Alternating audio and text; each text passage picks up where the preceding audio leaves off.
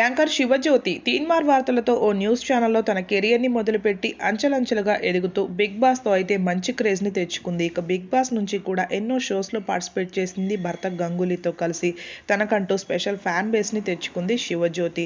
ప్రస్తుతం తన యూట్యూబ్ ఛానల్స్ని సక్సెస్ఫుల్గా రన్ చేస్తున్నారు. అయితే శివజ్యోతి రీసెంట్గానే పెళ్ళైన 10 ఏళ్ల తర్వాత గుడ్ న్యూస్ని తెలియజేసింది. తల్లి కాబోతున్నట్లుగా.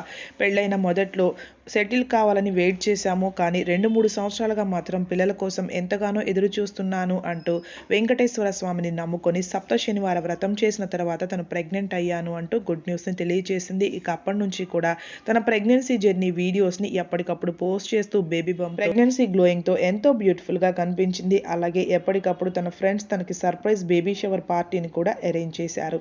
అయితే శివజ్యోతి ఇప్పుడు గుడ్ న్యూస్ని షేర్ చేసుకుంది. పండంటి బిడ్డకు జన్మనిచ్చింది. బేబీతో ఉన్న ఓ పిక్ని షేర్ చేసుకుంటూ హ్యాపీ బర్త్డే చిన్ని, ఈ 33 సంవత్సరాల్లో నువ్వే నాకు ఓ బ్యూటిఫుల్ గిఫ్ట్. ఈ ఫిబ్రవరి 12న 2 హార్ట్స్ 3 అయ్యాయి.